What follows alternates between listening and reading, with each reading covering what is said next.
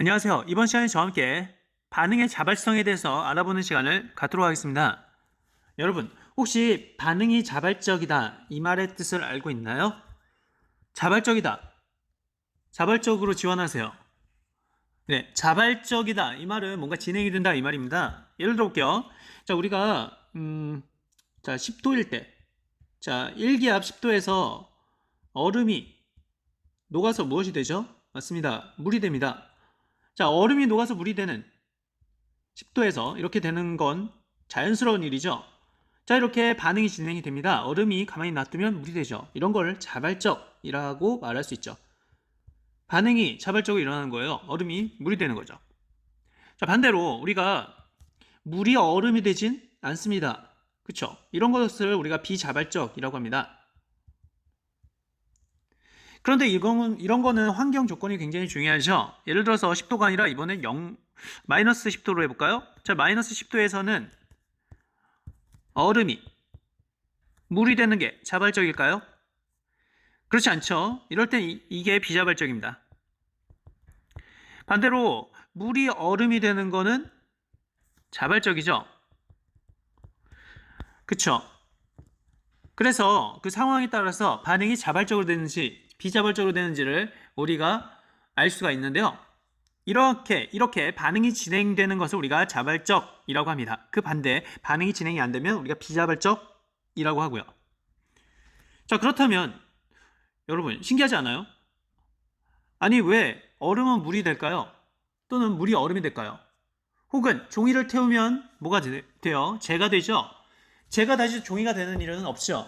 이렇게 반응은 어떤 방향성을 띱니다. 뭘 띈다고요? 방향성을 띄어요. 반응의 방향성을 결정짓는 것이 바로 반응이 자발적인지 비자발적인지 이것이죠. 그렇다면 그걸 결정짓는, 즉 반응의 자발성을 결정짓는 요인이 무엇일까요? 과학자들은 이것을 탐구를 진짜 엄청 많이 했어요. 실험을 엄청 많이 한 결과, 관찰도 하고 실험을 한 결과 결국 반응의 자발성은 엔트로피라는 것과 관련이 있다라는 걸 알게 됐죠. 즉 엔트로피란 건 자발성의 방향을 결정짓는 것이죠. 정확히 말하면요, 반응이 자발적이려면 전체 엔트로피 변화가 증가해야 됩니다. 자, 우리가 엔트로피를 S로 씁니다. 엔트로피를 어떻게 쓴다고요? 네, S라고 씁니다. 자, 그리고요, 전체 엔트로피니까 자, 앞 글자까지 써서 S 전체 이렇게 쓰고요. 자, 우리가 변화라는 거 우리가 델타로 표시합니다. 뭘로 표시한다고요? 델타. 이걸 델타라 그래요. 자, 그래서 앞에 델타를 붙이죠. 그러면 전체 엔트로피 변화, 이 말은 결국 델타 S 전체란 말과 같습니다. 결국 이 말과 이 말은 이 기호는 같은 거죠. 그런데 이게 증가를 한대요. 그렇게 증가할 때만 자발성을 띈다는 얘기죠. 그러면 증가한다는 거는 어떻게 할까요? 증가한다는 거는 처음보다 증가하는 거니까 여기서 델타의 의미를 잠깐 볼게요. 자, 여기서 델타라는 거는 사실 나중 빼기 처음이요. 뭐라고요? 나중 빼기 처음이요. 나중 빼기 처음입니다. 정확히 말하면요, 델타 S 전체는 결국 S 전체긴 한데 전체인데 무슨 전체? 나중 전체를 의미하고요. 빼기 뭐예요? S 전체긴 한데 처음 전체를 의미해요. 이해돼요? 그러면 이게 증가한다는 얘기는 결국 나중이 더 S가 커지겠죠. 그쵸? 나중이 더 커져요. S 처음보다 뭐가 크다? S 나중이 크다 이거예요. 그러면 결국 나중 빼기 처음이 델타 S 전체니까 이 델타 S 전체는 이게 더 크다며요. 맞죠? 그러니까 델타 S 전체는 0보다 크다. 이게 되는 겁니다. 그래서 우리가 이렇게 표현할 수 있는 거죠. 너무 어렵다고요? 다시 한번 얘기할게요. 전체 엔트로피 변화를 우리가 델타 S 전체라고 표기를 하고요. 이게 증가라니까 점점 뭐예요? 점점 많아지는 거잖아요. 근데 그 많아진다는 거는 결국 0보다 크다. 이 의미랑 같다고요. 알겠죠? 왜냐하면 나중 빼기 처음이니까 나중에 처음보다 점점 증가하니까 양의 값을 갖겠죠. 자, 이렇게 우리가 알 수 있습니다. 그리고 여기서 전체 엔트로피에서 전체란 뜻을 다시 한번 강조를 하는데요. 이 전체란 말은 결국 개와 주의의 합입니다. 그러면 여러분이 개가 무엇인지 주의가 무엇인지 알아야겠죠? 자, 영어로는 전체를 토탈이라고 하고요. 개는 시스템이라고 합니다. 개는 시스템, 그리고 주의는 surrounding, 그 주변을 감싸고 있는 것이라고 생각하면 되는데요. 한 가지 예로 초를 들었습니다. 여러분이 관찰하는 거를 우리가 초를 관찰한다고 해요. 그러면 초가 하나의 뭐가 된다? 개가 되는 거죠. 자, 이것이 하나의 개가 되고 그 개를 뺀 나머지 우주 전체. 자, 주의가 뭐라고요? 개를 제외한 우주 전체요. 그걸 모두 다 주의라고 한다고요. 개 빼고 나머지예요. 결국 이 전체란 뜻은 개하고 개 빼고 나머지니까 결국 전체는 이 전부가 되는 거죠. 다시 한번 말하지만 전체는 개 플러스 주의를 말합니다. 그러면 우리가 그 엔트로피 변화가 정확한 정의가 무엇인지 알아봐야겠죠? 네, 정확한 정의는 다음과 같습니다. 여러분 외우셔야 돼요. 별표. 자, 델타 S, 즉 엔트로피 변화는, 그렇죠? 델타란 건 변화를 의미하고 나중 빼기 처음이라고 그랬죠? 자, 델타 S는 뭐라고 정의한다? 네, T분의 Q라고 정의합니다. 뭐요? T분의 Q라고 하는 거죠. 자, 여기서 T는 절대 온도를 의미합니다. 자, T는 절대 온도. Q는요? 맞습니다. Q는 열을 의미합니다. 열은 분자의 무질서 운동과 관련이 있죠. 자, 그러면 여러분이 과학자가 된다라고 생각을 해보세요. 자, 우리가 반응의 자발성을 얘기할 때 엔트로피란 말을 많이 쓰는데 그 엔트로피란 말은 처음부터 있었을까요? 그 말 자체는 처음부터 있진 않았습니다. 과학자들이 만든 말이죠. 과학자들이 만든 말인데 이렇게 생각하시면 돼요. 처음에 과학자들은 어떤 자발성 여부를 보니까 그것에 영향을 끼치는 게 크게 두 가지였습니다. 자발성에 영향을 끼치는 게 크게 두 가지였는데 그게 바로 절대온도, T값과 그리고 열이었죠. 뭐 투입되거나 혹은 방출된 열과 관계가 있었죠. 그래서 그걸 보니까 T분의 Q와 결국은 관계가 있었던 거고 이 T분의 Q를 그럼 자발성과 관계가 있으니까 이거를 새로운 용어를 쓰자. 한데 묶어서 그래서 그걸 엔트로피라 하자 이렇게 된 겁니다. 중요해요. 엔트로피란 말이 먼저 나온 게 아니라 T분의 Q가 먼저 관찰이 된 다음에 이것이 자발성 여부를 결정하니까 이거를 한 다음 묶어서 델타 S, 즉 엔트로피라고 나중에 용어가 나온 거죠. 과학은요, 이제 물론 정의를 익히는 것도 중요하지만 그렇게 하다 보면 문제점이 이제 하늘에서 뚝 떨어진 것처럼 보여. 과학적인 개념이요. 그럼 과학이 재미가 없거든요. 과학은 사실 자연을 이해하는 학문이기 때문에 자연을 이해하는 과정에서 개념을 새롭게 도입을 하게 된 거죠. 왜 엔트로피라는 개념이 도입됐다고요? 이게 먼저 봤는데 이게 바로 자발성을 결정하니까 그러면 이거를 새로운 용어를 도입해서 한 번에 묶어보지 라고 생각을 한 거예요. 그게 바로 엔트로피라는 용어죠. 알겠죠? 이게 먼저 나왔다. T분의 Q가 먼저 나왔다 라고 생각하시면 편합니다. 자, 그러면 이게 바로 자발성을 결정을 하는데요.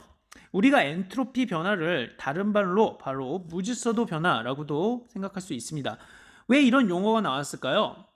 그 이유는 아까 전에 봤던 대로 T분의 Q에서 Q가 뭐라 그랬죠? 열이라 그랬죠? 근데 그 열은 분자의 무질서 운동과 관계가 있죠? 열이 클수록 무질서 운동이 더 어때요? 커지죠? 열은 분자의 무질서 운동과 직접적인 관련이 있습니다. 자, 그러면 그래요. Q인 건 알겠어요. 그럼 T는 왜 있어요? 아니, T하고 Q하고 무슨 관계예요? 왜 T는 왜 나왔어요? 이렇게 생각할 수 있는데요. 다시 한번 분명히 얘기해 드리지만 이제 무질서도 변화라는 용어가 먼저 나온 게 아니라 관찰을 해보니까 누가 가장 먼저 나왔다? 이게 먼저 나왔다고요. 이게 먼저 나오고 이거를 그냥 이렇게 쓰고 이거를 나중에 의미를 부여해보니까 그건 무질서도 운동이다 라고 생각한 거죠. 이게 1번. 그리고 이걸 적용한 게 2번. 그리고 거기에 의미 붙인 게 3번이라고요. 알겠죠? 그러면 이제 무질서도 변화, T분의 Q랑 어떤 관련이 있는지 이제 한번 따져볼게요. 우리가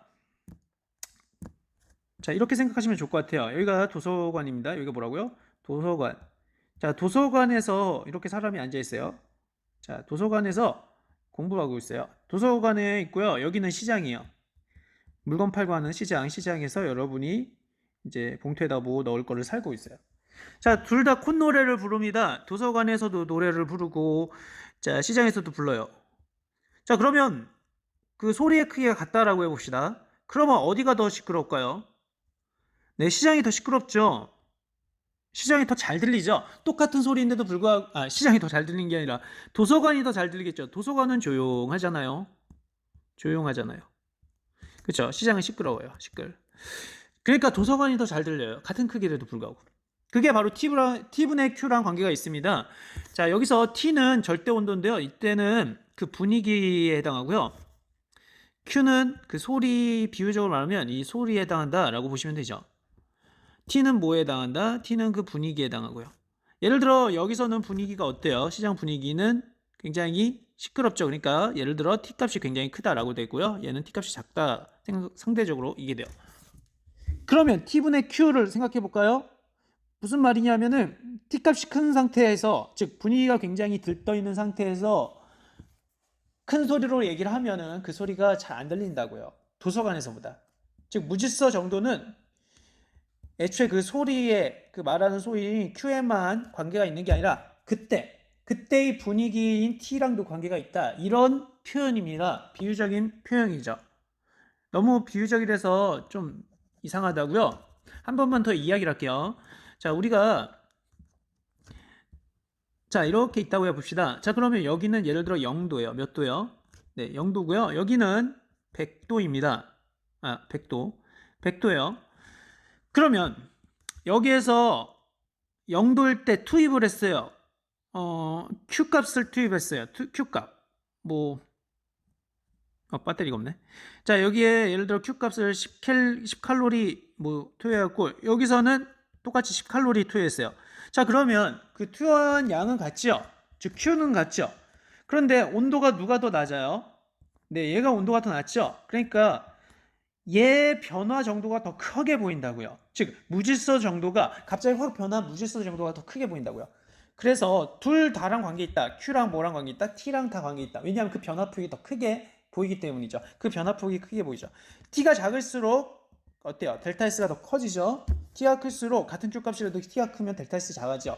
즉 온도와 열 둘 다 관계가 있습니다. 온도는 분위기, 열은 투입 또는 방출한 어떤 양과 관련이 있는 거죠.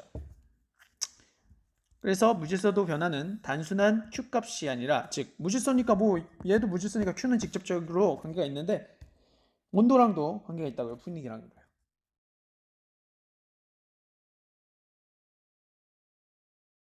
자, 그러면 이제 아주 본격적으로 들어가는데요. 사실 제가 이걸 설명하기 위해서 영상을 만든 겁니다.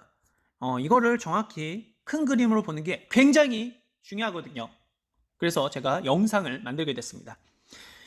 자, 같이 보죠. 우리가 그래서 반응의 자발성을 분명히 전체 엔트로피 변화로 표현할 수 있다라고 했죠. 특히 전체 엔트로피 변화가 0보다 클 때를 자발적이라는데, 자, 이걸 바로 이럴 때를 자발적이라고 합니다. 0보다 커질 때를. 알겠죠? 이걸 우리가 뭐라 그래요? 연력학 몇 법칙이에요?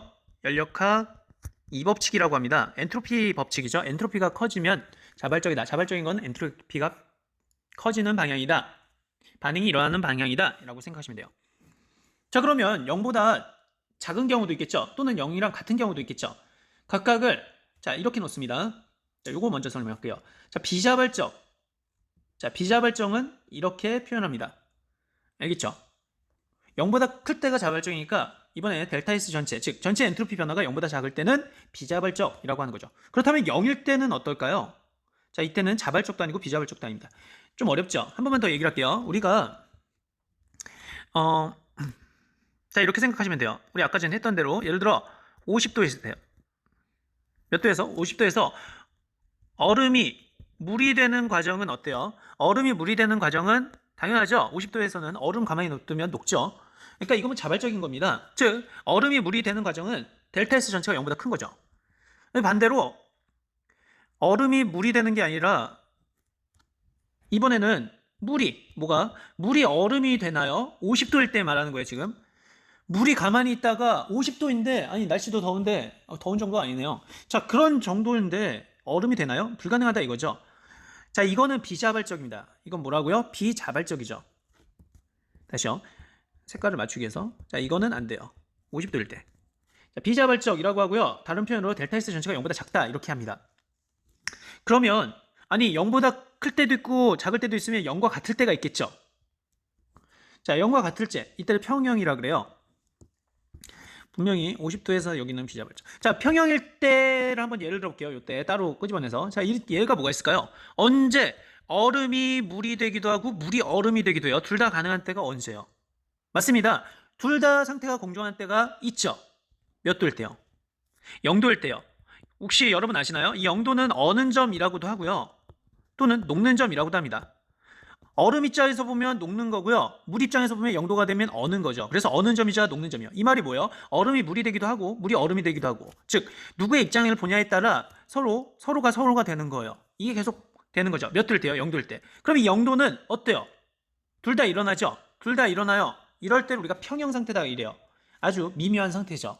실제로 둘 다 상태가 공존을 합니다. 이 상태에서는요. 알겠죠? 그때를 우리가 뭐라 한다? 평형. 두 상태가 마치 힘겨루기해서 서로 평형을 이룬다. 이런 의미예요. 자, 아무튼 우리가 이렇게 전체 엔트로피 변화를 통해서 반응의 자발성 여부를 봤어요. 자발적인 때는 0보다 크고요. 비자발적인 때는 0보다 작고요. 평일 때는 0과 같죠. 근데 문제가 있어요. 어떤 문제가 있을까요? 우리가 이 전체를 측정함에 있어서 문제는 결국 전체에 문제가 있어요. 전체라는 거는 뭐 더하기 뭐예요? 전체라는 거는 그렇죠. 개 더하기 뭐예요? 아까 전에 주의였죠. 근데 이 개라는 거 우리가 관심을 가지는 거고 주의라는 건 그 빼고 나머지 우주 전부 다죠. 그런데 우리가 우주 전부 다를 측정할 수가 있어요, 없어요? 그렇죠. 굉장히 불가능하죠. 그래서 사실 이거 자체가 굉장히 사실 말이 안 됩니다. 그러면 우리는 이걸 포기해야 될까요? 이러한 개념을, 이렇게 유식한 개념을? 그러면 안 되겠죠. 그래서 결국 우리는 개가 작다는 그걸 통해서 개에다만 집중하려고 그래요. 누구에다만? 개에다만 집중하는 용어로 이걸 다 바꾸려고 합니다. 즉 전체 엔트로피 변화라는 이거를 개에 집중하는 그 용어로 변화시키는 거죠. 그러면 개만 바라보고 이 시스템만 바라보고 나서 그 자발성 여부를 결정할 수가 있다고요. 이해되시나요? 여기서 중요한 점은요. 전체 엔트로피 변화로부터 이렇게 표현을 하고 요게 자발성을 의미하긴 해요. 자발성을 의미하는데 요거 자체의 문제점은 전체니까 개 플러스 주의잖아요. 근데 그 주의를 우리가 관측하기가 굉장히 힘들다고요. 주의는 우주 전부 다니까 개 빼고 나머지니까. 알겠죠? 그래서 이 주의의 용어를 다 개의 용어로 바꿔야 됩니다. 하는 법은 이따 알려줄게요. 어쨌든 큰 그림은 우선 전체 엔트로피 변화를 통해서 자발성 여부를 결정하는데 이걸 개에다 초점을 맞춘 겁니다. 그렇게 초점 맞춰서 나온 개념이 바로 깁스 자유의 에너지입니다. 물론 여기에는 어떤 상태 조건이 필요한데요. 이제 사실 두 가지요. 깁스 자유 에너지랑 헬름홀츠 에너지 뭐 이렇게인데요. 뭐 우선 깁스 자유 에너지에 초점을 맞춰서 해보죠. 자, 깁스 자유 에너지입니다. 이해되시나요? 개에다 초점을 맞춘 게 뭐라고요? 깁스 자유 에너지입니다. 그러면 이 깁스 자유 에너지도 어쨌든 뭐예요? 자발성 여부를 결정하는 거죠. 우리는 깁스 자유 에너지에 깁스를 써서 G를 씁니다. G. 델타 G예요, 델타 G. 깁스는 사람 이름이고요. 이걸 고안한 사람이죠. 다시 한번 말해주면 깁스 자유 에너지는 왜 필요하다고요? 전체 엔트로피가 바로 자발성 여부를 결정해 주는데 개에만 초점하기 위해서 주의가 너무 복잡하고 너무 크잖아요. 그래서 누구에만 초점하기 위해서 개에 초점을 맞추기 위해서 개에 초점을 맞추는 용어로 바꾸고 그걸 나중에 깁스 자유 에너지라고 표현하자 이거예요. 그런데 여기서 주의해야 될 건 그렇게 하는 과정에서 부호가 바뀝니다. 우리가 자발적이란 건 전체 엔트로피에서는 어떻게 됐어요? 0보다 크다라고 했죠. 하지만 깁스 자유 에너지에서는 반대로 0보다 작은 게 자발적이 됩니다. 알겠죠? 둘 다 자발적은 맞는데 얘는 0보다 작아요. 평형일 땐 둘 다 똑같아요. 평형일 땐 둘 다 0이에요. 이건 다행이네요. 비자발적인 때는요. 예, 전체 엔트로피 변화는 0보다 작았지만 깁스 자유 에너지에서는 0보다 크게 되는 거죠. 비자발적인 때는요. 어때요? 부호가 정반대가 되죠? 그 이유가 뭘까요? 아니, 개에다가 어떤 용어를 그러니까 개에 주목을 하는데 왜 이런 게 생겼을까요? 이거는 우리가 실제로 유도해 보면 알아요. 유도해 보면 아는데 결론적으로 말하면 마이너스 부호가 붙어요. 마이너스 부호가 얘에서 얘로 갈 때 뭐가 붙는다? 마이너스 부호가 붙어요. 물론 다른 것도 있는데 마이너스 부호가 관련성이 있어요. 좀 더 결론적으로 얘기하면 그래요. 결론적으로 얘기를 할게요. 중요하니까. 자, 결국 이거요. 델타 G 요거죠. 델타 G하고 이제 뭐랑 같나 보면 마이너스 T 델타 S랑 같다라고 보는 거예요. T 델타 S 전체랑 델타 SG K랑 알겠죠? 그러니까 여기 마이너스 T가 있죠. 이따가 보면 알아요. 어쨌든 마이너스가 붙는다 라는 사실 알아두고요. 어떤 사람 얘기할 수 있어요. 아니 그러면 여기 뭐 이건 전체라고 나와 있잖아요. 얘는 전체예요 아니에요? 전체 아니에요. 나중에 보게 되겠지만 이제 개로서 초점을 맞췄기 때문에 사실 이건 다 개에 해당해요. 쓰진 않았지만 다 뭐에 해당한다? 개의 깁스 자유 에너지를 의미한다 이겁니다. 안 쓰면 다 개라는 사실, 개에 초점을 맞췄기 때문에요. 자, 그러면 여기서 또 끝이냐? 그렇지 않다고요. 자, 여기서 끝이 아니라 사실 이거는 어때요? 어떤 자발성 여무, 즉 평형 여부니까 바로 평형상수랑 관계가 있습니다. 뭐랑 관계가 있다고요? 평형상수랑 관계가 있죠. 자, 사실 평형상수란 건 어떤 농도 변화랑 관계가 있죠. 그래서 농도 변화인데 그 농도 변화의 비율이 어떤 값에 딱 되면은 이제 거기서 평형이 이루어지는 거죠. 그 값이 아니라면 그 값을 맞추기 위해서 변화시키는 겁니다. 그래서 여기서 두 가지 용어가 필요하죠. 바로 반응지수와 평형상수입니다. 실제로 깁스 자유에너지에서는 그 개에 초점을 맞췄으면 개는 맞아요. 같은 우리가 연구 대상인 개는 맞는데 거기 중에서 또 어디에 초점을 맞추냐? 농도에 초점을 맞춰요. 어디에 초점을 맞춘다고요? 농도요. 그렇게 해서 나온 개념이 바로 반응지수와 평형상수입니다. 그러니까 평형상수는 뭐랑 관계 있다? 바로 농도라는 것과 관련이 있어요. 이미 개에 영향을 미친 거는 이제 자유에너지, 깁스 자유에너지를 통해서 개에 이미 영향을 미쳤는데 또 과학자들이 생각한 거죠. 개 중에서 시스템 중에서 농도에 또 영향을 맞추자. 그렇게 나온 개념이 바로 반응지수와 평형상수인 거죠. 자, 그러면 반응지수가 평형상수 입장에서도 똑같이 자발성 여부를 결정할 수 있겠죠. 반응지수가 뭐예요? 평형상수가 뭐예요? 예, 이따 나중에 알려주는데요. 지금 알려주죠. 뭐. 반응지수나 평형상수나 둘 다 농도예요. 근데 반응지수는 바로 현재 농도. 무슨 농도요? 현재 농도예요. 첨가하자마자 바로 농도. 그러니까 농도에다가 그러니까 이제 현재 농도를 말하고요. 평형상수일 때는 뭐예요? 이거는 평형일 때의 농도랑 관계 있어요. 뭐일 때의 농도? 평형일 때의 농도. 평형이란 말은 이제 아무리 시간이 오래 걸려도 아무리 시간이 지나도 이제 변화가 없는 걸 평형이라고 해요.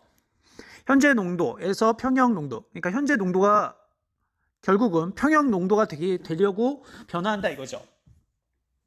알겠어요? 현재 농도가 평형 농도가 되려고 변화한다. 그 변화 과정이 바로 자발성 여부를 결정짓는다. 이겁니다. 만약 현재 농도가 평형 농도랑 같다면 더 이상 변화가 없을 테고 현재 농도를 이렇게 어떻게 했더니 평형일 때의 농도랑 어떤 차이가 있으면 그 비율의 차이가 있으면 평형상수가 되기 위해서 진행을 한다 이 말이죠. 자, 이렇게 농도 입장에서 본 게 바로 반응지수입니다. 자발적, 비자발적. 제가 분명히 얘기했지만 반응지수는 현재 농도라는 뜻이 아니라 현재 농도의 비율이에요. 비율. 알겠죠? 이거를 설명할까요? 자, 그러니까 우리가 예를 들어 A 플러스 B가 C 플러스 D가 되잖아요. 그러면 반응지수라는 건 바로 이런 걸 말해요. A, B, 여기 개수가 C, D 이렇게 있으면 A의 A승, B의 B승, C의 C승, D의 D승.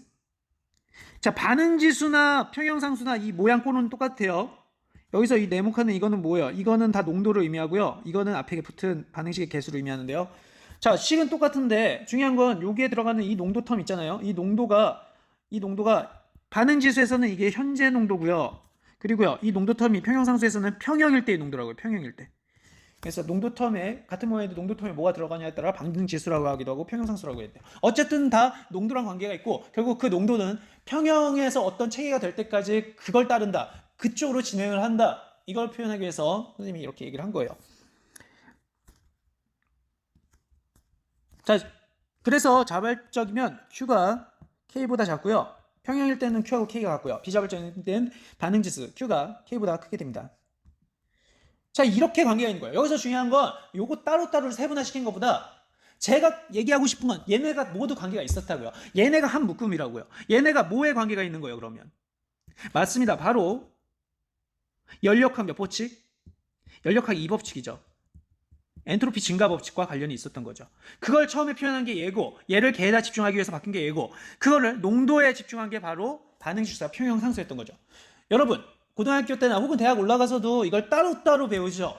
그래갖고 이게 왜 연력학의 한 분야예요? 라고 생각할 수 있어요. 왜 평형상수가 중요해요? 중요하죠. 왜냐하면 이 평형상수는 결국 농도 시점에서 연력학 제2법칙을 다룬 거고 깁스 자유에너지는 개의 입장에서 다룬 거기 때문에 굉장히 많이 쓰이고 그리고요, 이 전체 엔트로피 변화는 연력학 제2법칙 그 자체에 말하는 거고요.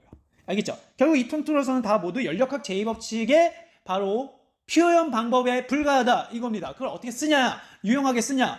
개에 맞춰서 쓰냐, 농도에 맞춰서 쓰냐 이렇게 나온 거고, 그래서 평형상수는 바로 연력학 제2법칙에 포함되는 거죠. 평형상수가 바로 연력학 제2법칙과 관련이 있었던 거고, 바로 진행성 여부와 관련이 있었던 거죠. 반응 자발성 여부요. 알겠죠? 결국 연력학 제2법칙 이거는 바로 자발적 여부를 판단할 수 있는 기준이 된다 이겁니다. 자, 다음에는 우리가 그러면 이거에서 이게 어떻게 유도되는지 이 과정을 다음 시간에 한번 살펴볼게요. 재밌지 않을까요? 이렇게 전체적으로 큰 그림을 보는 것만으로도 엄청난 거예요. 이렇게 큰 그림을 보는 게 굉장히 화학에서는 중요하거든요. 자, 그럼 다음 시간에 또 봐요.